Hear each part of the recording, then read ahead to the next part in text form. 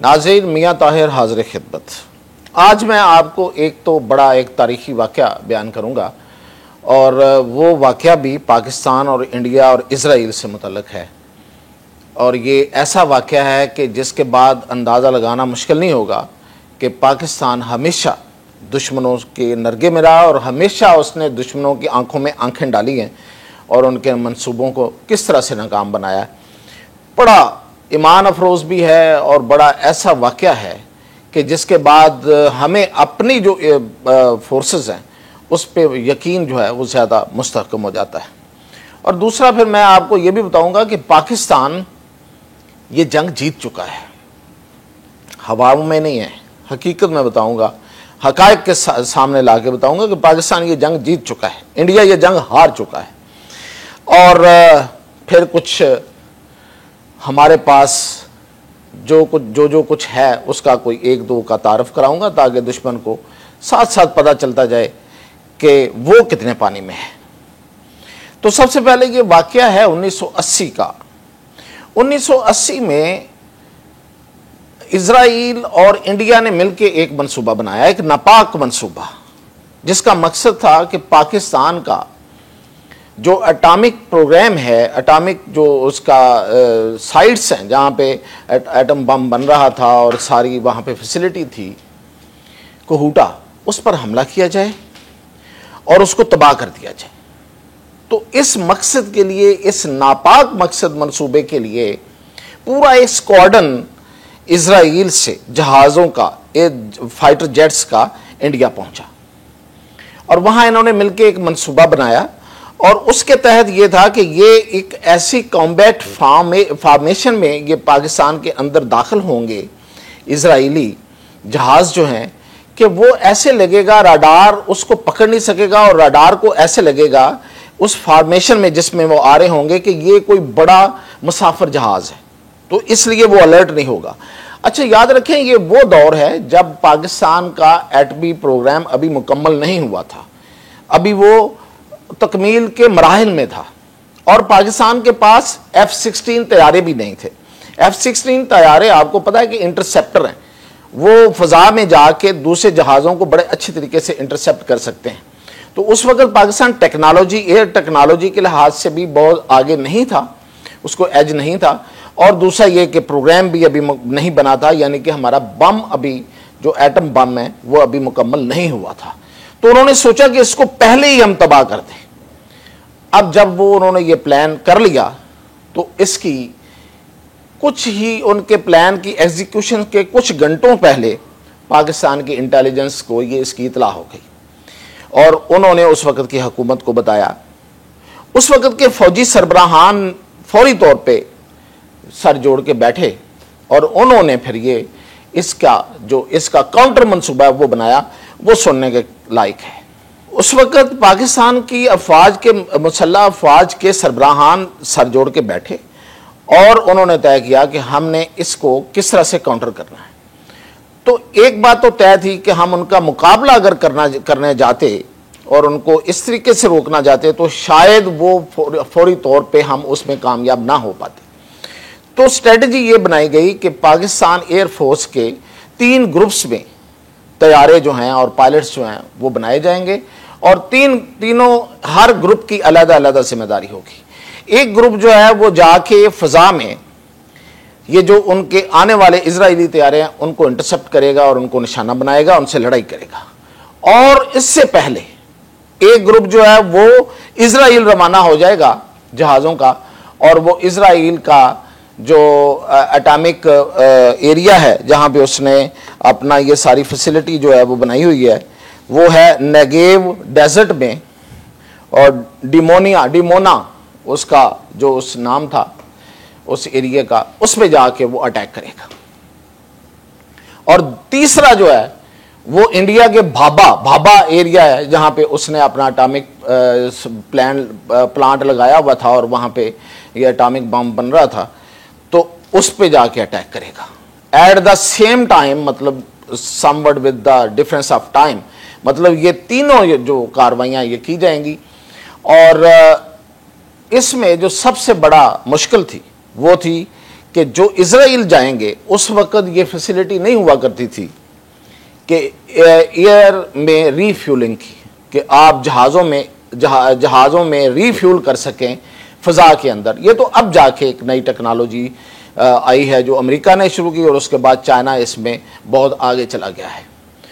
तो अब जो जहाज़ तीन में से एक ग्रुप ने जो इजराइल पे जाके अटैक करना था, उसके एटॉमिक फैसिलिटीज़ पे करना था, वो जब अटैक करते तो वो वापस ना आ पाते, तो उस पे एक मसला था। लेकिन ये कितनी ज़बरदस्त बात होगी, आप ये सुन के हैरान होंगे कि पाकिस्तान एयरफोर्स के बहुत से पायलट्स ने खुद को वॉलंटियरली ऑफर किया और उन्होंने कहा कि हम इस मिशन के लिए तैयार हैं। यानी कि जो जाएगा वो वापस नहीं आ पाएगा, उसके ज्यादा चांसेस हैं कि वो वापस ना आए, क्योंकि जब उनके जहाज़ों में फ्यूल नहीं होगा तो उनका एग्जिट बहुत मुश्किल हो जाएगा। हाँ, कहीं किसी दूसरे मुल्क में जाके लैंड करना, लेकिन कोई लैंड करने देता है या नहीं करने देता है इतनी बड़ी कार्रवाई के बाद, तो ये एक बहुत बड़ा रिस्क था और ये जानों की कुर्बानी का दूसरा नाम था।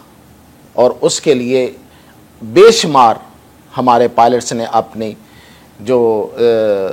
आप को पेश किया और ये सारा मंसूबा तैयार हो गया।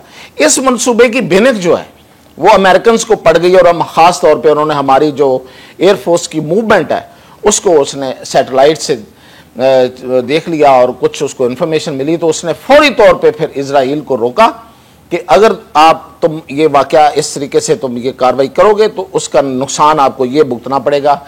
आप ये समझें कि जानिसार आ रहे हैं, जो जान निसार करने आ रहे हैं, लेकिन तुम्हें ले बैठेंगे।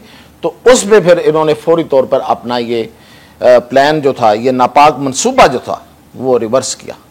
तो ये है पाकिस्तान एयरफोर्स। याद रखिए, इंडिया को ये सब पता है, इंडिया ने माजी में ये सब भुगता है, लेकिन अब क्या मसला है उसका कि ये मोदी की एक जिद है, एक पागलपन है कि जो उसको इस लेवल पे ले आया है कि अब शायद वो पता नहीं किस तरीके से वो वापस जाएगा। भारत में इस वक्त मैं अगली बात जो आपको बताना चाह रहा था कि पाकिस्तान भारत के अंदर ये जंग जीत चुका है। कैसे? अभी आप देखेंगे, स्क्रीनशॉट आपको दिखा सकूंगा उसकी, या थोड़ी ऑडियो सुना सकूंगा कि भारत के अभी पाकिस्तान की जो एयरफोर्स है वो रोजाना की बुनियाद पे एक्सरसाइजेस करती है और उन्होंने उसका नाम रखा हुआ है फ़ज़ाए बदर और ललकार मोमन। फ़ज़ाए बदर जो है ये रोजाना की बुनियाद पे वो करती है।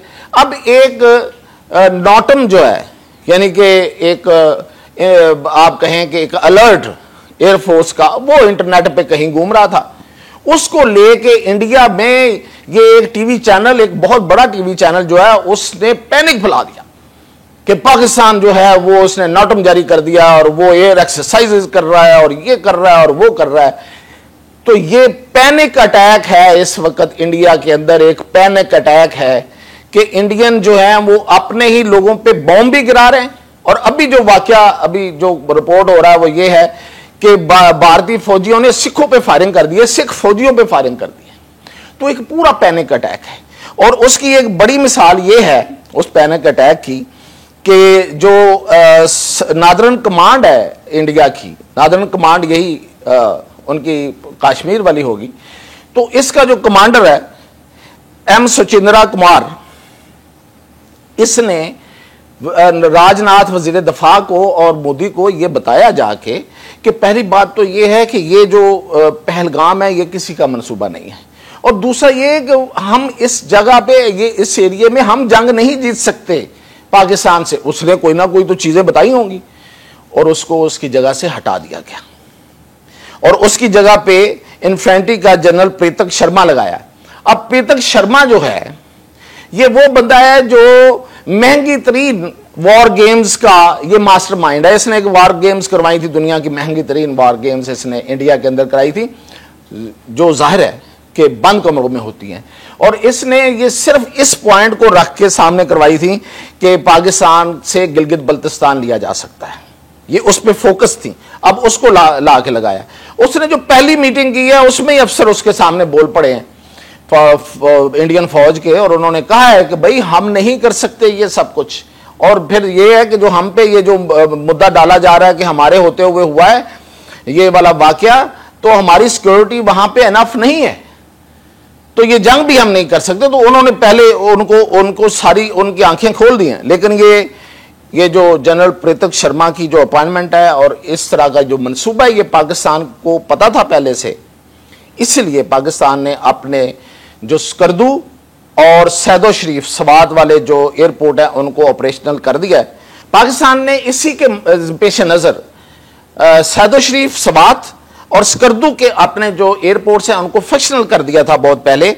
और अभी मैं आपको बता रहा हूं कि ये कल की बात है कि चाइना का Y-20 PLAAF, ये एक उनका कार्गो जहाज है, मिलिट्री कार्गो जहाज है। वो बहुत सा साजो सामान लेके मिलिट्री का वो पहले सैदो शरीफ पहुंचा है और फिर सैदो शरीफ से वो पाकिस्तान के अंदर की तरफ आया है। अब वो कहां पे उतरा ये अभी तक इतला नहीं है।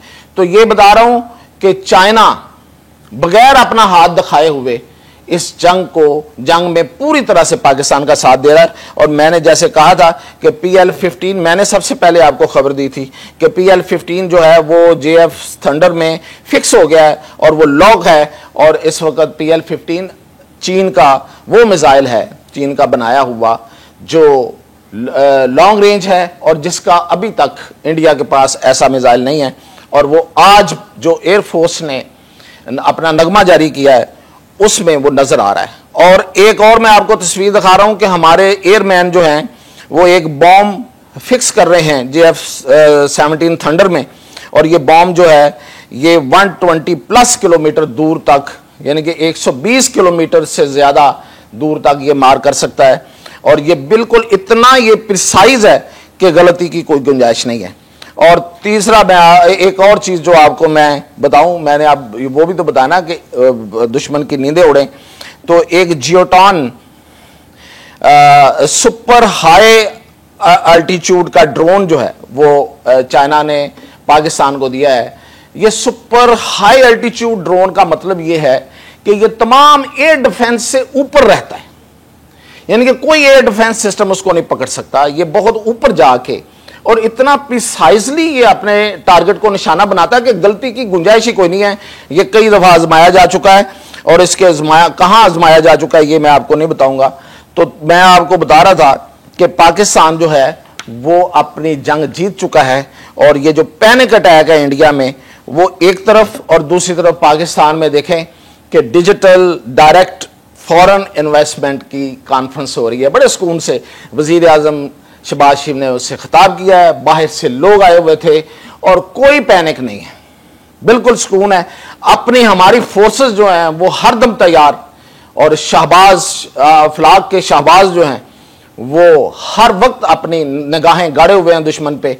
और किसी भी एक छोटी सी भी गलती का उसको इतना बड़ा खमियाजा भुगतना पड़ेगा कि उसको 2019 के से ज्यादा नुकसान उठाना पड़ेगा और देर तक उसको ये सारी चीजें जो हैं वो याद रहेंगी।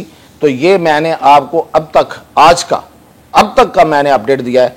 इसमें लम्हा तैयारियों में इजाफा है और इंडिया के अंदर जिस तरीके से उनको जज्बाती और उनका जो पैनिक हो रहा है उनके पास, और उनको जो पैनिक अटैक आ रहे हैं, उस पर अपडेट मैं इंशाल्लाह आपको करता रहूं।